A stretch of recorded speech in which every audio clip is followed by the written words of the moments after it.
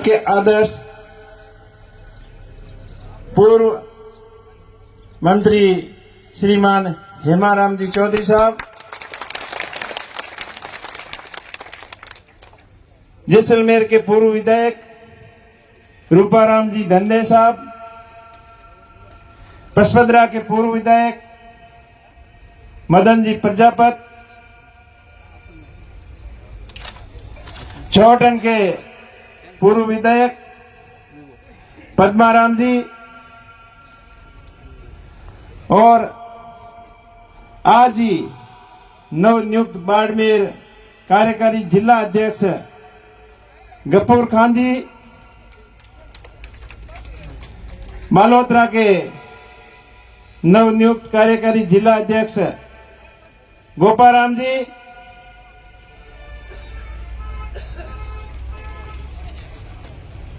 PCC member Azad Singh ji, यहाँ के प्रधान साहिबा, प्रधान पायला चुनाराम जी, पूर्व प्रधान सोन जी, ताजाराम जी और समस्त पूर्व प्रधानगण, समस्त जिला परिषद सदस्य, समस्त पंचायत समिति सदस्य, समस्त सरपंचगण, समस्त कांग्रेस पार्टी के पदाधिकारीगण, आरएलपी पार्टी के भाई ताजाराम जी यहाँ के ब्लॉक अध्यक्ष, हरिराम जी जाजड़ा साहब, जयराम जी कुलदीप साहब, दिनेश जी कुलदीप साहब और समस्त, मेरे कहने में कोई गलती हो गई है तो सुनाराम जी आप बता देना, बट कोई सम्मानित मंच और दिनेश जी चौधरी ब्लॉक अध्यक्ष, समस्त जनप्रतिनिधिगण, सरपंचगण और दूर दराज गांव ढाणी से आए हुए मेरे पिता तुल्य बुजुर्गों, युवा साथियों, आज आप बड़ी संख्या में यहाँ उपस्थिति दर्ज कराकर ये साबित कर दिया कि कांग्रेस पार्टी और राष्ट्रीय लोकतांत्रिक पार्टी का जो गठबंधन है वो राजस्थान को एक नई दिशा देगा और राजस्थान में बदलाव की शुरुआत यहाँ बाकासर बॉर्डर से शुरू होकर हरियाणा के हिसार बॉर्डर तक कंटिन्यू कांग्रेस की और आरएलपी के गठबंधन की लहर चलेगी और आंधी और तूफान की तरह चलेगी। भाइयों, पुरानी बातों को भूल जाओ और नई शुरुआत करो। अब अकेले लड़कर देख लिया, अकेले लड़ने से पार नहीं पड़ती, इसलिए गठबंधन करना जरूरी था और गठबंधन का धर्म ईमानदारी से अपन सबको मिलकर निभाना है।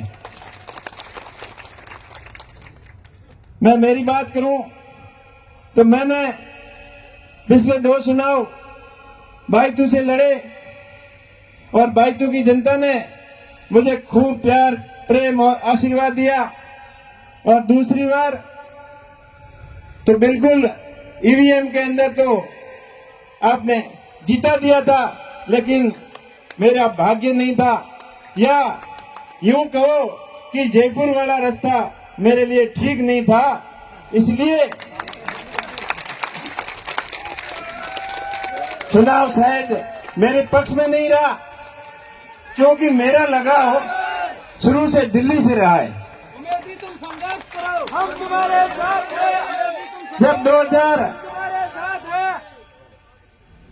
1995 में मैंने 12वीं की परीक्षा यहाँ बालोतरा से पास की और बालोतरा 12वीं पास करते ही रोजगार की तलाश में आर्मी की भर्ती हो चाहे पुलिस की भर्ती हो, इसकी भागदौड़ में लगा हुआ था और आर्मी की भर्ती होने के लिए मैं जैसलमेर जा रहा था तो शिव पहुंचा, तब पता चला कि वो तो भर्ती कल हो गई।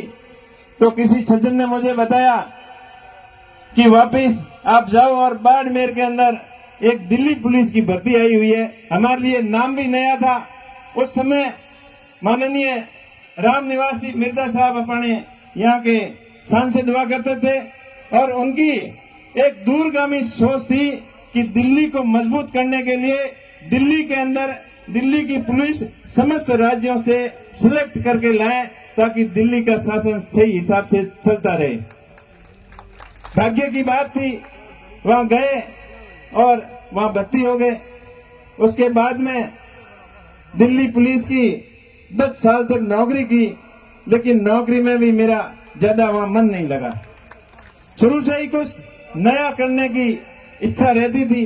मेरी इच्छा तो थी कि वहां से मैं पढ़कर अच्छा बड़ा अफसर बनूं, और अफसरों की लाल बत्ती वाली गाड़ियां देखते थे तब अंदर से एक नई आवाज आ रही थी कि भाई तुझे ये कांस्टेबल की नौकरी नहीं करनी है, अफसर बनना है। प्रयास किया लेकिन उसके अंदर सफलता के इर्द गिर्द थे नहीं। तब नौकरी को छोड़कर अपना खुद का व्यवसाय वहीं दिल्ली से ही शुरू किया और वहां नौकरी करते करते 2006 के अंदर अपना खुद का काम शुरू किया और वो भी हैंडीक्राफ्ट का एक्सपोर्ट का काम बहुत बढ़िया चला। 2010 आते आते बढ़िया काम चल रहा था और मैं जर्मनी के अंदर बैठा था। तब गांव वालों ने एक नई पुकार लगाई कि उमेश जी आपको गांव का सरपंच बनाएंगे। कुछ दिल मान नहीं रहा था लेकिन मनोहार का कच्चा था। लोगों ने मुझे कई बार बोला तो हाँ भर दी, आ गया। गांव वालों ने सरपंच बना दिया। सरपंच में भी जमा नहीं मामला, वो ऐसे कुछ प्रोग्रेस करने के लिए कुछ करना पड़ेगा। तो काम थोड़ा डिस्टर्ब हुआ तो काम की नई लाइन पकड़ी, कंस्ट्रक्शन का काम शुरू किया।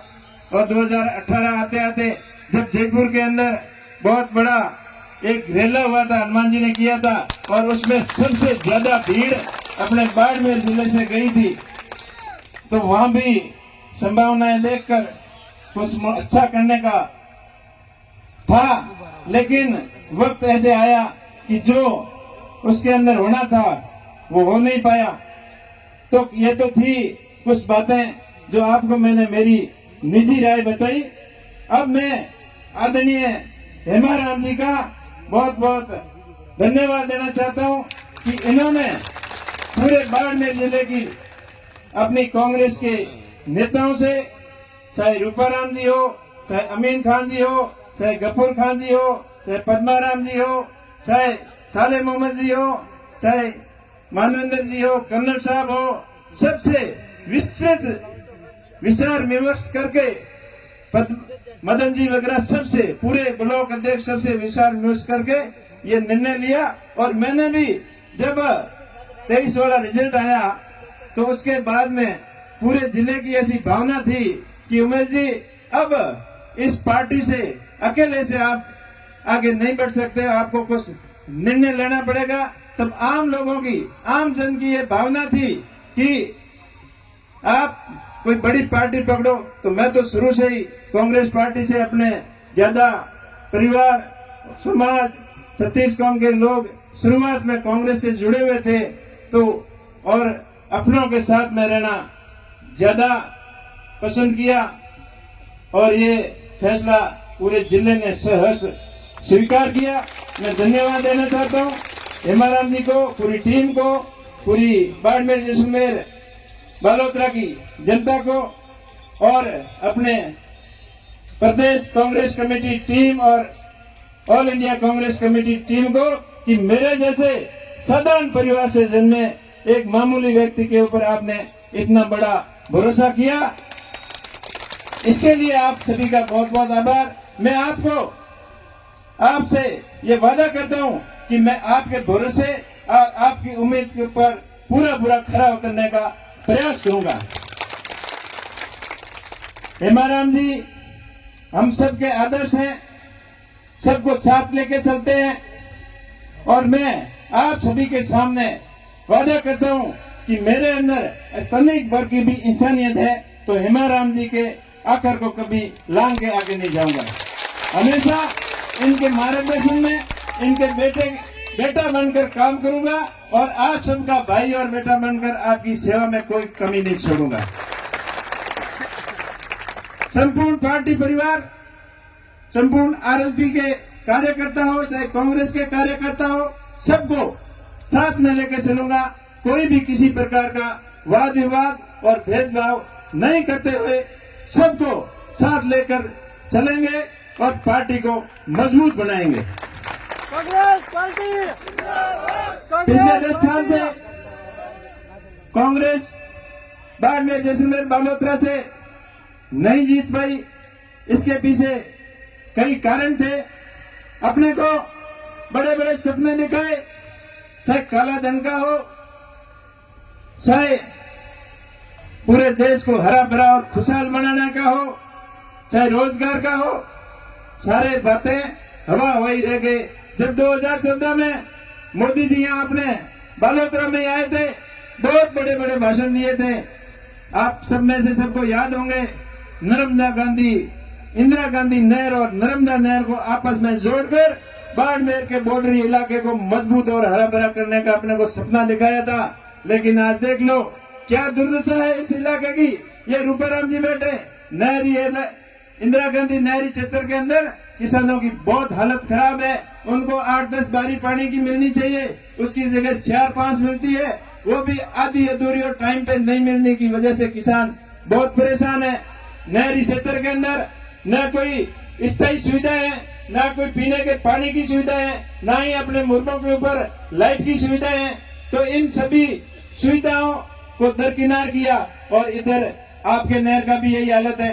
हेमाराम जी के इनके प्रयास से, कांग्रेस पार्टी के प्रयास से, इंदिरा गांधी के सपने से ये नहरें तो जरूर बनी, लेकिन अब इनकी जो बनी है उनकी भी व्यवस्था बराबर नहीं है। किसानों को कई बार पानी के लिए धरने के ऊपर बैठना पड़ता है और संघर्ष करके अपना हक लेना पड़ता है, और वो भी कभी कभार तो मिल जाता है और कभी कभार नहीं भी मिलता है। लेकिन इन परिस्थितियों के पीछे जिम्मेदार कौन? वो 2 करोड़ रोजगार कहां गया? और किसानों की बात कर रहे थे 2023 तक किसानों की आय दुगनी करेंगे, लेकिन 2023 आके चला भी गया और वो उस मुद्दे को भटकाने के लिए नए नए जुमले लाने की कोशिश कर रहे हैं। आज किसान परेशान है। एमएसपी का मामला हो चाहे आय दुगनी का मामला हो, मेरे को तो ऐसा लग रहा है कि आय दुगनी का तो पता नहीं, लेकिन किसानों का खर्चा जरूर दुगना हो गया। टाइम से बिजली नहीं आती, बिजली के वोल्टेज पूरे नहीं आते और हर तरीके से किसान परेशान है।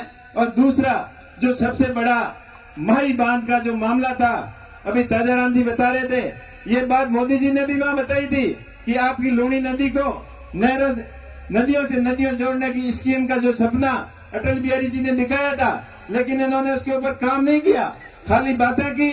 और केंद्रीय जल संसाधन मंत्री अपने जोधपुर के ही होते हुए अपने पश्चिमी राजस्थान के लिए कोई भी एक बड़ा प्रोजेक्ट नहीं ले पाए। और अपने को ये लूणी नदी वाली जो माई बांध परियोजना थी उसके लिए अपना अभी तक इंतजार कर रहे हैं। माननीय उच्चतम न्यायालय ने कई बार अपने पक्ष में निर्णय देने के बाद में भी उस समझौते का उल्लंघन किया जा रहा है। जब गुजरात सरकार और राजस्थान सरकार के साथ में समझौता हुआ था, उस समय राजस्थान सरकार ने कोई व्यवस्था बैठी नहीं थी, तो ये समझौता हुआ था कि 10 साल बाद में गुजरात सरकार अपने खर्चे से इस परियोजना से पानी की नहर लगा के उसकी व्यवस्था गुजरात सरकार कराएगी और अपने हिस्से का पानी देगी। लेकिन गुजरात सरकार ने राजस्थान सरकार के साथ, राजस्थान के किसानों के साथ गुजरात सरकार और केंद्र सरकार ने मिलकर कुठाराघात किया और अभी तक वो परियोजना अटकी पड़ी है। अब चुनाव नजदीक है, तब वो आपको कोई जुमला बता सकते हैं। अभी लेटर की राजनीति चल रही थी, तो अपने को अभी कोई लेटर दिखा के कर सकते हैं कि हमने ये कर दिया वो कर दिया, लेकिन उसके लिए भी मजबूती से आपका भाई वहां सबसे बड़ी पंचायत के अंदर आपकी मजबूती से पैरवी करेगा। आपने जिन उम्मीदों के साथ माननीय कैलाश जी को यहां से चुन के भेजा और वह मंत्री भी बन गए, लेकिन आप बताओ बाड़मेर, जैसलमेर, बालोतरा के लिए कोई एक बड़ा प्रोजेक्ट यहाँ लाके इन्होंने किया है तो आप बताओ। सपने जरूर दिखाए थे, जैसलमेर, बाड़मेर और गुजरात को सीधी रेल से जोड़ने का 2014-15 के बजट में 5,000 करोड़ रुपए भी स्वीकृत हुए थे, लेकिन एक पैसा खर्च नहीं हुआ और वो योजना ऐसी कैसी धरी पड़ी है। बाड़मेर के अंदर एयरपोर्ट का सपना दिखाया, लेकिन वहां काम जीरो। और अपने गुड़ामालानी के अंदर जो बाजरा अनुसंधान केंद्र का, वो भी जाते जाते लास्ट में एक पत्थर लगा के गए, लेकिन उनकी काम करने की नीयत होती साफ तो वो काम करके दिखाते। इन सब बातों से आप भली भांति जानते हैं। मैं लंबी चौड़ी बातें नहीं करता, पूर्व वक्ताओं ने सारी आपको बातें बता दी। मैं आपसे इतना ही कहूंगा कि आप मेरे ऊपर आशीर्वाद देना। मैं आपकी आवाज को, आपकी मूलभूत आवश्यकताओं को अपने बाड़मेर, जैसलमेर, बालोतरा के विकास के लिए हमेशा मजबूती से वहां आपकी पैरवी करूंगा, इसके अंदर कोई कमी नहीं छोड़ूंगा। अपने एरिया सीमावर्ती क्षेत्र है, हमेशा अभावों से गुजरा है, अकालों की मार झेलनी पड़ी, आंधी धूप और कड़ाके की ठंड का सामना सदियों से करता आया है। लेकिन अब धीरे धीरे कहते हैं नहीं, कुदरत हमेशा एक जैसी नहीं रहती, समय और परिस्थितियां बदलती रहती है। तो अब कुदरत की भी मेहरबानी बाड़मेर, जैसलमेर के मरुस्थलीय इलाके के ऊपर होनी शुरू हो गई। यहाँ काला सोना के रूप में क्रूड और गैस, कोयला, इनके साथ साथ और भी कई बेशकीमती खनिजों के अपार भंडार हैं और उनका शुरुआत हो चुकी है। रिफाइनरी जो पिछली कांग्रेस सरकार ने 2013-14 के अंदर या उद्घाटन किया था, उसका काम धीमा तो जरूर हुआ, लेकिन प्रेशर से शुरू हुआ। तो इसके बायो प्रोडक्ट हो, सोलर एंड विंड के प्रोजेक्ट हो, इसके संबंधित रिफाइनरी के बायो प्रोडक्ट, बाड़मेर, बालोतरा का कपड़ा उद्योग, सारे इन मामलों को लेकर मजबूती से पैरवी करेंगे और बाड़मेर, बालोतरा के कपड़ा उद्योग को नई ऊंचाइयों तक पहुंचाने का पूरा प्रयत्न करेंगे।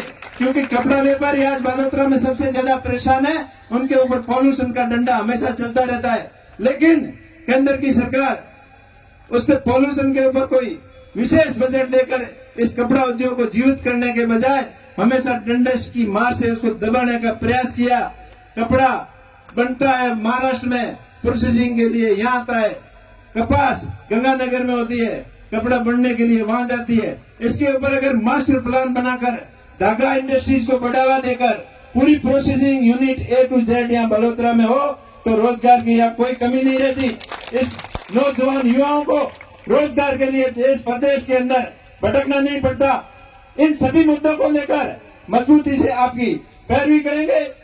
अपने राजस्थान की बाड़मेर, जैसलमेर की एजुकेशन सबसे अच्छी हो, आने वाले समय के अनुसार एजुकेशन हो, टेक्निकल एजुकेशन। अब कह दिए कि 10वीं 12वीं पढ़ लिया, पढ़ाई तो घनी की भी, पर पढ़ाई की मतलब क्या हो? जब आप रिफाइनरी के अंदर जाते हो तो डिग्री पूछते हो, जब विंड और सोलर की कंपनियों में जाते हो तो आपको एक्सपीरियंस और डिग्री के बारे में पूछते हैं, लेकिन वो अपना अभी तक जीरो है। अपने को टेक्निकल एजुकेशन और स्किल डेवलपमेंट के ऊपर पूरा फोकस करना पड़ेगा। उस दिशा के अंदर मजबूती से नए सिरे से डिजिटल एजुकेशन हो, सब तरीके से सकारात्मक प्रयास में कोई कमी नहीं आने दूंगा और आपको ये कभी महसूस नहीं होने दूंगा कि हेमाराम जी के नेतृत्व में जो निर्णय लिया था वो हमारा गलत था, ऐसा आपको कभी महसूस नहीं होने दूंगा। हेमाराम जी का और बाड़मेर, जैसलमेर की जनता का हमेशा मान सम्मान में कोई कमी नहीं आने दूंगा। इतना आपका भाई आपको भरोसा दिला रहा है।